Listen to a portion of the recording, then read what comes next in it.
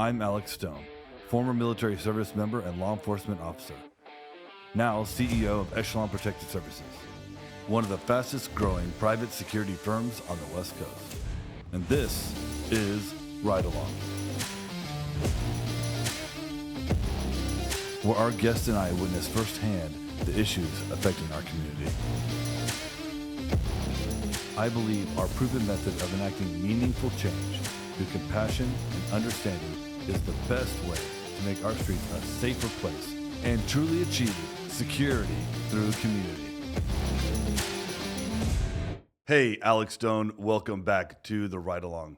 Today's guest, good friend of mine, Jamie Worley, former sheriff's deputy, done a lot of other crazy stuff. We'll get into it today. Jamie, introduce yourself to the folks. Tell us a little bit about your background. Hey, thanks, man. Jamie Worley here, host of the Grit podcast, motivating and encouraging men to become the men they're destined to be. Grit stands for genuine, respectful, intentional, and trained men. One of the things I do is I love to train men on how to become leaders in their home, leaders in their community, leaders in their church, wherever they may be. Because one of the things seems to me that we've lost in this country is strong male leadership. 100%. So that's what I'm committed to, man. That's what I do. I love it, man. Yeah. Thanks for coming in today. Today we're gonna, you have a vast background, right? You're from Oklahoma. Boomer Sooner. I'm from Texas. Oh my God! I know. It all started. Here it comes. You didn't bring this up. I know. Before I got here. I know. You know what this means, right? What does that mean? It means horns down. Are the horns broken on that longhorn? Oh, they have been for the last 20 years of playing us. Yeah. Okay. All right. Well. Do you know why birds, fly upside down when they hit the Oklahoma border? Oh my God. Because birds don't even give a crap about Oklahoma. Okay. We'll get past that. We'll get past this. But before we get into your podcast, okay. Now that you've offended me greatly, my heritage, especially as it comes to Boomer Sooners, I got to ask you, what is Echelon? Echelon, is this? Those are words for literate people. What is that? Is that read. French? It actually, I think it is a French word. You Canadian? I'm not actually Canadian. Okay. No. I was just wondering what is Echelon? Echelon. A lot of people call it Echelon. Echelon. This is the security company. Okay. I own it with another gentleman who used to work at a police department. A couple of them in Oklahoma, as well. I know. You're just saying. Your people are strong, bro. just saying. And so, that's our security company. Yeah. And this security company doesn't run the podcast. Our media group is called OBSEC Media Group, and this is the Ride Along podcast. And but we kind of talk about what we do in the security world. We talk about what we're doing in the nonprofit world in order to change our culture for the better. Yeah, right? We call it community transformation. Well, it is truly an honor to be a guest on the Ride Along podcast. Now, I think the hood and the kidnapping in front of my home was a little much. But it is a pleasure to be here nonetheless. Well, I had to get you. I've been trying to get you here for a long time. I have no idea where I'm at. I'm in Portland somewhere. Yeah, it's an undisclosed location. It is. For sure. Yeah. So, Jamie. Yes, sir. Why did you get into law enforcement? I got into law enforcement because I was getting a master's degree in counseling. I wanted to be a professional counselor. I wanted to help people. Mm-hmm. And then a semester before I graduated, I had to do what's called an internship. It's where you counsel for free for about 2,000 hours or so, and that's required for graduation. And I actually did the work, and I discovered, wait a minute, I don't want to sit in an office 40 hours a week listening to people's problems. Now, why I didn't put that together in the very beginning, because that's what a counselor does, and thank God for them.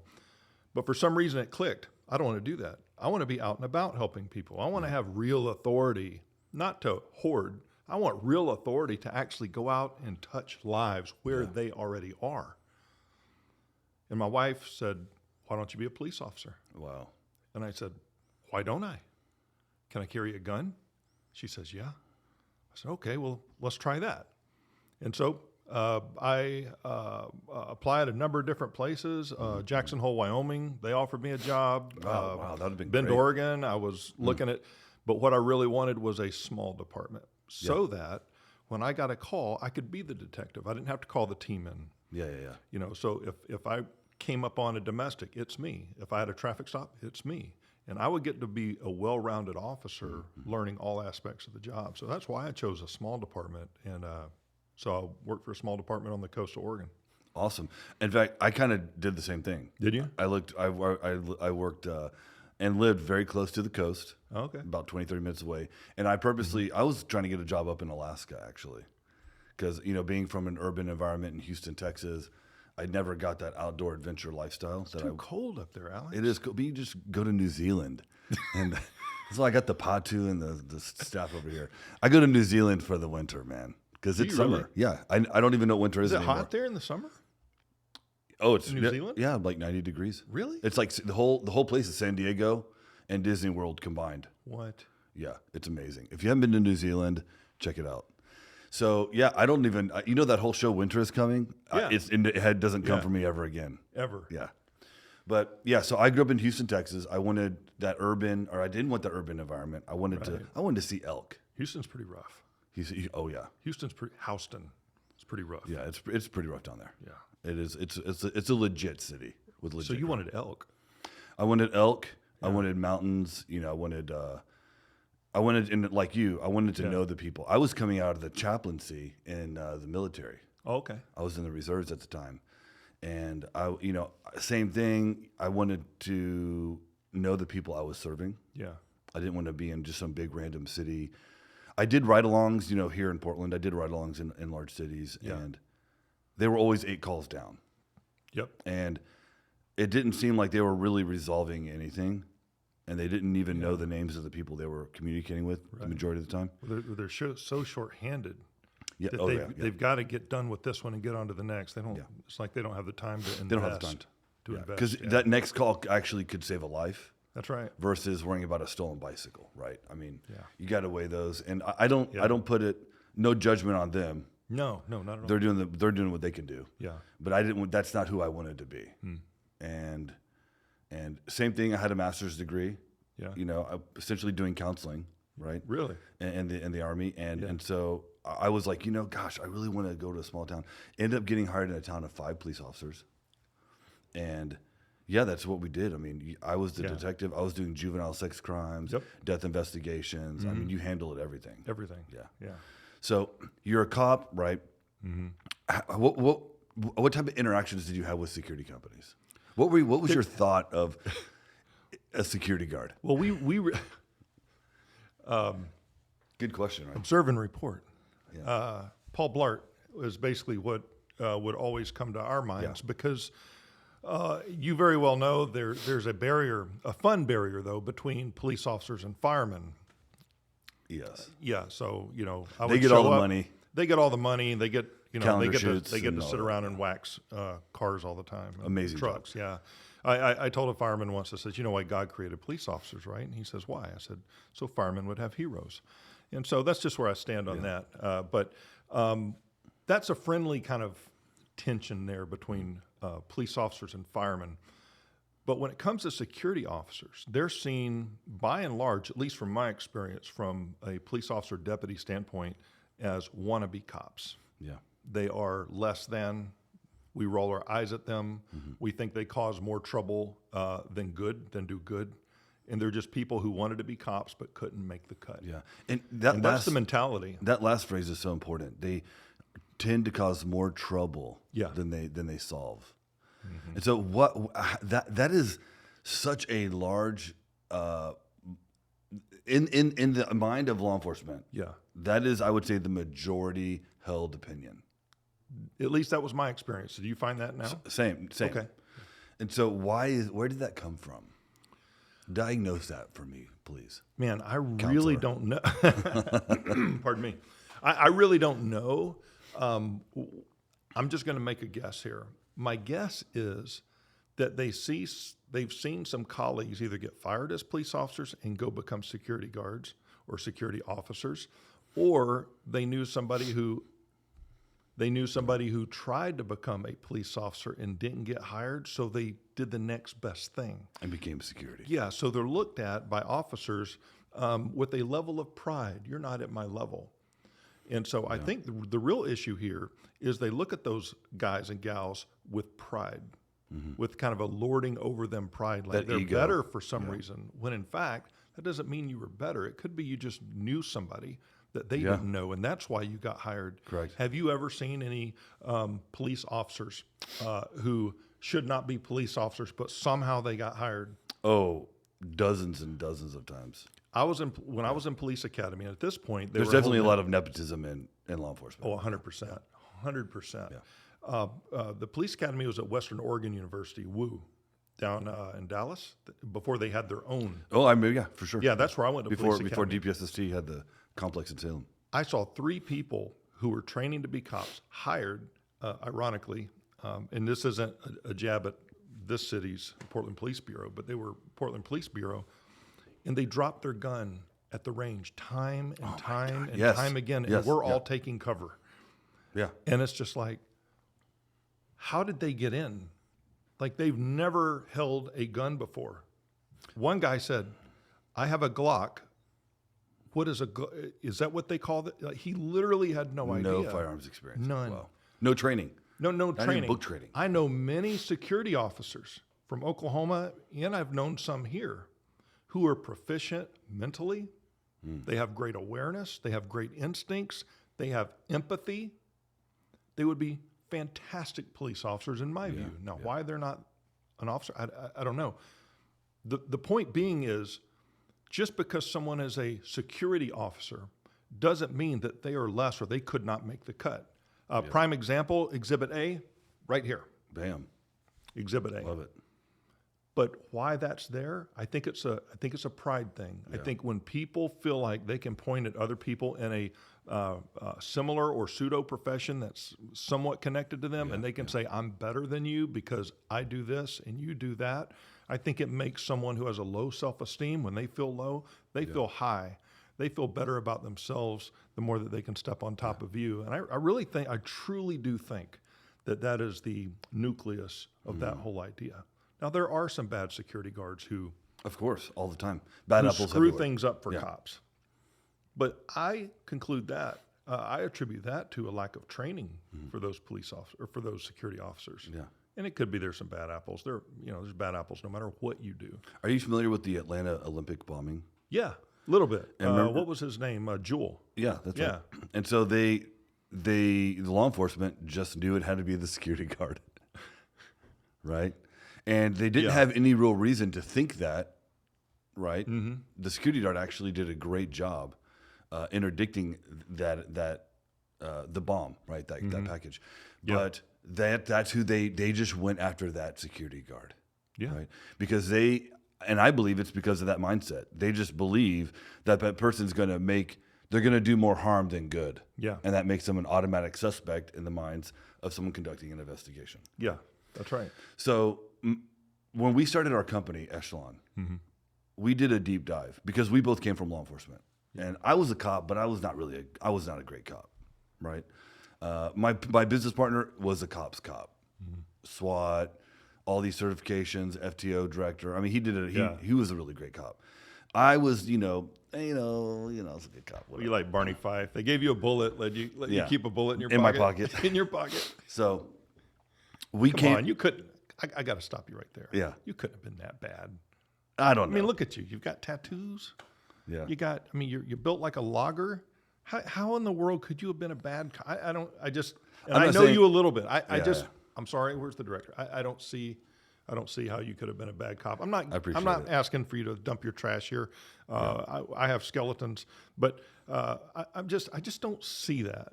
I wouldn't say I was a bad cop. I would say that because I had to leave I didn't have to leave law enforcement. I chose to leave law enforcement. Right. I can't talk about it because I signed a non-disclosure. Of course. But it involved I was a whistleblower. Yeah. And that made my career short. It shortened my career. Sure. And there's a lot of people in law enforcement like, were you in law enforcement more than 10 years? Well, then you weren't really a cop.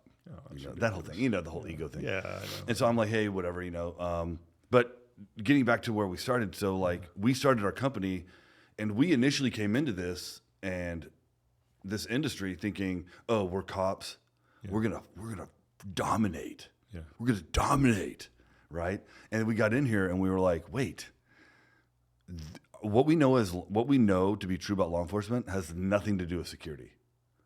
And we realized really quickly that there are two basic models. There's that law enforcement, quasi-law enforcement model, because like you said, a lot of people retire and go and get management positions. Right. And all they know is law enforcement for 25 years. Right. So they're going to run the there are security departments like law enforcement. That's what they know. And then you have basically the observe and report model Yeah. that doesn't do anything. In fact, I don't even consider that a security position, because anyone can observe and report. Like Right. a 7-year-old can observe Yeah. and report, right? And so we came in quickly and we realized, we actually had to look at the dynamics and the internal workings of security and law enforcement. And we realized really quickly things that I didn't even know when I was a cop. And the number one thing that popped out of my mind was I had to ask myself, okay, what is the actual job of law enforcement? Like, what does law enforcement do, right? And I thought of all the awesome things I wanted to do. Oh, I would love to go to all these events and community events and be a spokesperson for the city and an ambassador about public safety. But at the end of the day, when I'm actually doing my job, what am I doing? Right. And it clicked in my mind. I'm violating people's civil rights, Wow. right? Yeah. If I had to do a traffic stop, if it's a grandma and she's leaving a temple or a church, right? And if I pull her over because she didn't use her indicator, her blinker, I'm violating her civil rights for a shortened period of time, so I can conduct an investigation into that violation, right? And it dawned on me. I was like, wow, at the core of what we do in law enforcement is civil rights violations. We receive our powers from the Constitution, Right. right? And this is why a lot of people in the minority community and just in the community at large, they want real oversight. Yeah. And it didn't really click to me, because when I wanted to go in law enforcement, I wanted to help people. I wanted to put the juvenile sex offender, or the person who offended juveniles, and I wanted to put the person who was beating up their spouse in jail to protect the community. Yeah. The person who was robbing liquor stores, right, with a gun. I wanted that person to be away from the community to keep the community safe. Right. But I didn't realize that everything it required me to do to get to the point of making the community safe was a gradual process of continued rights violations for legal, ethical, and moral reasons, right? Supplied by the authority of the Constitution to do it. But that's what it takes to make a community safe. Wow. I never thought about that. Yeah. I never peeled the onion back that far. Yeah, right. And now you get it, though. Yeah. You're like, yeah, that's what we do, right? And Yeah. so I realized really quickly, well, security companies can't do that. Security companies have no authority from the Constitution. Correct. So security companies can't act anything like law enforcement. As soon as you act like law enforcement, because law enforcement is a very standalone institution. Yeah, it's a niche. It's a very niche thing, right? Yeah. As soon as you act like law enforcement, they're automatically going to assume that you're there to violate their rights. Yeah, they will view you the way they view law enforcement. Of course, because guilt by association, right? Sure. And so we realized really quickly, oh my gosh, we are doing this wrong. We cannot do this quasi-enforcement, quasi-law enforcement model. We have to figure out what security really can do and how can it best serve a community. And so what we realized is, well, then we asked ourselves the question, and this is a deep, long conversations like we're having now. We were like, hey, well, what is a security company? Like, what is the job of a security company? And then we started asking, okay, well, who hires us? To figure out that question, we had to ask more questions. Who hires us? And we thought, well, we have a historically black church that hires us. Well, why are they hiring us? Well, they get threats from white supremacist groups, right? Jewish congregations hire us because they get death threats. Yeah. Property owners hire us, right? And I go, well, why do they hire us? Well, they want to protect their right to speech. They want to protect their right to practice their religion. They want to protect their right to congregate. Yeah. They want to protect their right to own property, right? And I thought, wow, these are civil rights. They're all civil rights. These are civil liberties. Yeah. These are civil rights. And law enforcement doesn't go out and protect those. They don't get hired by a city and saying, hey, I need to make sure that you're protecting the right for that child to be in school today. Yeah, they operate on a whole different system. Different system. Yeah, it's a different system. And so we realized very quickly, we are a civil rights protection agency. We are a civil liberties, civil rights protection agency. I find it really sad that Americans need that kind of protection against their own God-given civil rights. True. Yeah. From from other people in the community. Right. We realized that we have to go out, we have to present ourselves as something other than law enforcement. Yeah. We have to explain what we do as protecting your rights as a citizen or as a property owner, right? And when we go to a community, like when we go to an area that's low income, so the hood, right? And obviously there's an animosity, right, with law enforcement, because people who live in urbanized areas are over policed, right? Because if you live out in the middle of nowhere, you won't see a cop for a week, 2 weeks. Right. If you live in an urban area, you're going to see a cops 10, 20 times a day. Yep. You're going to hear them. They're going to wake up in the middle of the night, the sirens. So it becomes more of a pest problem. Like, I feel like I'm being bothered by law enforcement because I see them. They're always around. Versus I never see law enforcement at all. Yeah. Right. And so in those urban areas that are low income, we go into those neighborhoods and we have a meeting and we say, hey, we're here to protect you. Yeah. We work for the members of this community. We're here to make sure that people aren't dealing drugs on your property. Yep. People aren't going to harm your children. We're going to make sure that people, when they visit here, they're not driving too fast to protect your life. Again, your right to live, right? Yeah. Yeah. The interesting thing to me is that they would be open to having that conversation with you because it has not been security officers or security guard. What's the correct term, by the way? Security officers? We don't like to, this I'm so glad you asked that question. Yeah, because terms matter. We don't use the word officer. Okay. Because the word officer comes from the Latin ex officio. Yeah. And that literally means the king's men. Oh, okay. So when the king, back in the day during the common era, right? Yeah. The Commonwealth era, or the common law period, the king would have men, and they were the king's men, and they would go out and they would enforce the rights of the king to like not hunt on property or the king's rules. Yeah. And so they were an agent of the government. So we don't use the word officer. We use the word guard. Okay. Okay. Right. Or we'll use other words. You can be a law enforcement agent because Yeah. legally we're an agent of the property owner. Sure. Now, some government agencies like, the DEA, Yeah. they've started using the word agent when actually they're not agents. Technically, they're actually officers. They're actually officers, yeah. In the legal term. Yeah. So there are some people prefer different terms, but I like the word guard. Okay. Because we're there to protect. Well, it seems to me that the history of law enforcement, it wasn't security guards in the past that have misbehaved with citizens. Very true. It's law enforcement. Yeah. Now, this isn't paint all law enforcement bad or anything Of like course, that. But incidents happen that should not happen. Yeah, I mean, Under their watch, you can look at the George Floyd incident, the most Yeah. recent incident. Right. I mean, But when you think of a security guard, how many times have you turned on the news and, a security guard violated the rights of so-and-so? You just don't hear that. no.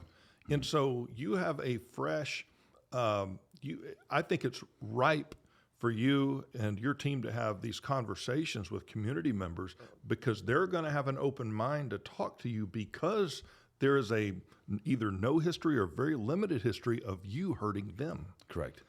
Yeah. If a police officer in uniform came in to try to hold the same conversation that you hold with these community members, they're going to have one ear open, maybe, or they just won't show up altogether because they don't trust them. Yeah, you had Right or wrong, they don't trust them. That's the optics. Exactly. You have to break through the barrier and build trust before you can even have the conversation. You have an opportunity to build trust with a community that's willing to listen to you. And if they're willing to listen to you, I see you're trying to change a culture. The entire culture of the industry. You are not just change the culture of the industry, you're trying to create a culture that has not been created yet. Yeah. I went to my friend Jocko like probably 4 or 5 years ago, and I told him this kind of revelation. And I told him, hey, like you guys like Jocko and Tim Kennedy and Mike Glover, all these awesome dudes, man, who are like totally broed out, right? Yeah. These dudes are always going to own that tactical space, right? And police officers are always going to own that police officer space. And I was a cop, you were a cop, right? Or deputy. We were officers of the law. And I could try to own that space, but in the reality, there's a whole new thought space that should exist that doesn't. And it's security through community. Yeah. It's how can you operate your company in such a way that you're protecting people's rights, and while you're doing it, you're building community. Yeah. You're doing community engagement with the intent of creating higher levels of engagement. Like if you have a dope dealer, he's on the corner selling dope. Mm-hmm. If you have people out on a architectural tour through downtown, Yeah. and you have 20 or 30 people and they have their cameras out and they're taking pictures of buildings, that drug dealer is going to see that level of engagement, and he's going to tell himself or herself, hey, this is no longer a good block to sell dope on. Yeah. Too many eyes, too many cameras. Yep. Right. And so as engagement goes up, that criminal element decreases. So our whole purpose is not tactical. It's not quasi law enforcement, right? Which is the entire space right now, the entire thought space. That's it. Right. Right.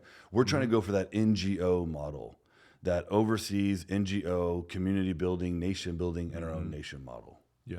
Right. It seems like we try to solve the problems by taking care of the symptoms. For example, if you have a headache, you're taking aspirin to get rid of the pain, but you're not really fixing the root problem. In law enforcement, I don't think that they have, it's not that they don't have good people capable of doing that. They don't have the time, and there's expectations. Take this call, then you've got this call, then you've got this call. They don't have the bandwidth to do what you're doing.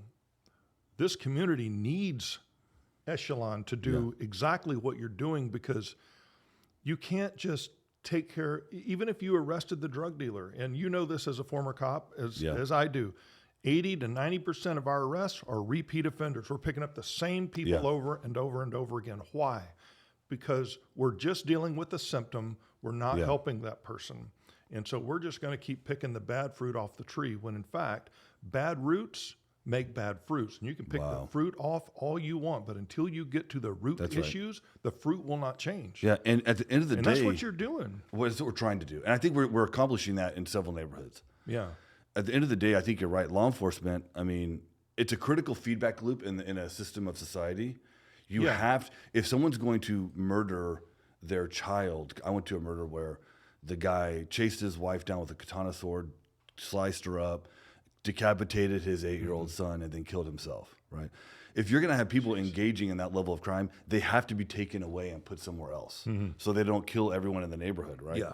Or then you get community justice posses develop, and then you get feuds and wars. We have a criminal justice system to stop blood feud, right?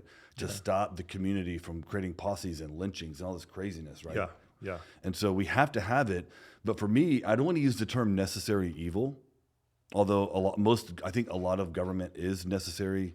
I wouldn't say evil, but it's a necessary feedback loop in the system that says, hey, and you have to remove people. And the job of law enforcement is not reformative. No. If the DA wants to give that person the chance to go through a detox program rather than prison or jail, that's the reformative issue. Yeah. If jails and prisons want to decide to run themselves professionally and responsibly, and not allow drugs to be smuggled in, and not allow sex to occur inside the four walls of that institution, they can choose to do that. They can choose to make it reformative. But the cop on the street, that's not their job. No. Right? They have a duty to They're act. foot soldiers. Foot soldiers, yeah. And I don't mean that in a derogatory way. No. They're ground pounders, bro. Well, when the DA says, go arrest that person, they don't get to do the investigation and determine whether or not they should be arrested or not. It's, here's a warrant. Matter of fact... would you defy a judge's writ? No. No, dude, it's against the law. No. You can't. You can't. That's at least for an officer, that's at least a misdemeanor and a loss of a job, and your pull of DPSST certification is gone. 100%. Yeah, you have to do what you're like, this judge is an asshole. I'm not going to do this one. Yeah, good luck with that. Yeah. Yeah. Find another job. Yeah. Yeah, but their job is to do what they're told. Now, there are certain discretions they do have in the field, as you well know, but they have to make split-second judgments, and sometimes those judgments are wrong. Now, sometimes they can make premeditated judgments. Being a police officer is very, very difficult. Extremely your difficult. Career is not even your own. I don't care how long you've been a police officer. Your career is not your own, because you've made mistakes. I've made mistakes. If you're an officer Everyone out there, makes mistakes. If you're an officer out there and you've made mistakes, even as a rookie, they can pull that mistake and use that to fire you. And don't think that they can't. They can use a collection of all your past mistakes and end your career at any moment. I was investigated. Your career is not your own. I was investigated for 9 months. You know. I know. I came up clear, but in 9-month investigation. And, you know, one mistake I made, this is kind of funny, actually. I had a DUI. I took the DUI. Staters couldn't catch him in time, so I went ahead and took him, right? And, You didn't get a DUI. well, they called it in. The guy had hit the guardrail multiple times. Oh, okay. So and he was coming into our jurisdiction, and the state police could not catch up to him in time. And I thought, if this guy hits a child in my community, and I had the ability to stop him, then bad on me. How do you sleep? I couldn't sleep. Right. Exactly. So, yeah. So anyway, I pulled the gentleman over. He's at least 2-0. I mean, he's definitely well above the legal limit. And I put his wallet. He had about $800 cash in his wallet. Yeah. I left it on top of my patrol vehicle when I took off to go to jail. Yeah. To get him to blow the detox, and we got to jail, and I said, "Hey, I need your ID." Blah blah blah. He goes, "I gave it all to you," and I was like, "Oh no!" And I said, "Sit tight." Sit tight. Yeah. Right. Famous words of a cop. Sit tight. Very true. We always say that. We always say that. We do, don't we? Hang tight. Just hang out here for a second. Hang out here for a second. Yeah. So I get in my patrol vehicle. I go back to it was a hotel parking lot, and his cash is all over the freeway. And I mean, I found like $150 of it. Yeah. And I had counted it. It was $800. And I went back and I called my police chief, who was actually, I believe, hunting at the time. So that's not good. You called him in his deer stand? Yeah. Oh, man. I was like, hey, I don't think we have deer stands here. I don't know. You guys stalk deer here. In Georgia and Oklahoma, we in Texas, we sit in tree stands and exactly. Snipe them. Same thing in Texas. Really? Yeah. We can't even put deer lick out or a feeder. No, you're not supposed to. In Texas, I think you can. Really? On a deer lease. I think it's on private property. It's been a while. Oh, yeah. I guess it depends on what kind of property you're on. Yeah. So anyway, we'll get into hunting later. I digress. Yeah. Do you bow or rifle or both? I bow yes. hunt. Oh, okay. Yeah. I haven't hunted in Oregon yet, though. Oh, we should go. Yeah, we should go. Yeah. I've done all my hunting in Georgia and Oklahoma. It's whitetail. And it tastes better. Texas actually. is muley deer. Mule deers are just huge. Yeah, I love the whitetail. Tastes so much better. I think. I know. I agree. I don't know why. Yeah. So they always say just soak it in milk. I'm like, I don't have time for that. Yeah, I don't know. Put it in the dehydrator. Yeah. Anyway, yeah. So I lose his money, my suspect's money. I call the chief who's hunting, and I'm like, hey chief, this just happened. He goes, he said, find his responsible person, call him and release him, and have him sign a piece of paper saying that. Give him a ride home. Yeah, basically type something up, apologizing, saying, hey, I lost your money. You're not going to sue us. Have him sign it. Yeah. And I released him. Did he sign it? Yeah. I think it might have been a felony. It could have been his third in 10 years or something like that. Yeah. Yeah, he signed that quick. So that's a huge mistake. I probably could have been fired for that. I mean, technically. Yeah. But the fact that you self-reported, I don't know. I've self-reported things when I was an officer. Always. And I got beat up for it. Yeah. Not literally, but, I got, oh my gosh. Like, I didn't have to tell you I did this. Yeah. It was a rookie mistake. I didn't have to tell you. I hit a rock slide and I self-reported. You hit a rock slide? Yeah, I was looking for a lost dog and there was a giant rock slide. Anyway, so we can get into that, but the stories we could share. All kinds of things. Off air. Off air. Yeah. After action stuff. Yeah. So basically, when it comes back to the model, right? We have the security through community model. Yeah. So today we're going to go in the field. We are. Yeah, we're going to go for the ride along. Yeah, we're going to jump in the van. Can I drive? Yeah, you can totally drive. Seriously? Hell yeah. All right. Yeah. We have a couple Sprinter vans. I use my brother's Sprinter van. Yeah. And because it's more spacious, easier to use. So we're going to jump in there. We're actually going to patrol with Michael Bach, who you know. Oh, yeah. Michael's coming? Yeah. Is this going to be like a Cops episode or a Columbo episode? Well, we don't, good question, right? One more thing. Yeah. Columbo. Anyway, go ahead. We try to save lives. So that's what we're focused on. We're focused on, protecting people's rights. Yeah. Enhancing community engagement and saving lives. Absolutely love this model. So do you want to go on a ride along and I want to go get on a after ride it? along. I want to go on a ride along. I've got to see, because a lot of people talk about this. I hear police officers, I hear police departments and sheriff's departments talk about community policing and how important it is. And then a lot of times they simply don't, not because they don't want to, but they don't have the bandwidth. They don't have the I want to bandwidth. see this bandwidth in action. Okay, let's go. So do it. the reason that we have this podcast is because a lot of people sit in rooms like this and they talk, we do this, we do that, blah, blah, blah. But we're not going to talk anymore. We're going to hit the streets and actually do some real stuff, because that's what we do here. Before we hit the road, let the folks know again where they can find you. Tell us a little bit more about your podcast and put your socials out there. Yeah, absolutely. So Jamie Worley, my podcast is called The Grit Podcast. You can find it at thegritman.com. You'll find it. We're on, we have a video podcast much like this one. Love it. It's on YouTube, and Spotify is where you can find the video podcast, or you can find it at Google Play, Stitcher, Blueberry, Amazon, iHeartRadio, anywhere podcasts are found. Check it out there, thegritman.com. Love to have you on there. Got to have you on as a guest, too. 100, yeah. Yeah. So the Grit Podcast is a podcast for men, motivating and encouraging men to become the men that they are destined to be. Grit stands for genuine, respectful, intentional, and trained men. It seems to me that our country has lost strong male leadership. It's nothing against women. This has nothing to do with women. This has to do with raising up men to be the male leaders, the strong male leaders that we're called to be in this country, in our homes, our churches, et cetera. Yeah. I love it. The Grit Man. Thegritman.com. I think that when I go on the podcast, I'm not going to shave for like 4 days. Yeah, that'd be helpful. Your director has a wonderful, I think you said majestic beard. It's very majestic. It is majestic. My wife doesn't like facial hair. This is the best she'll let me have, but I think I'll defy her.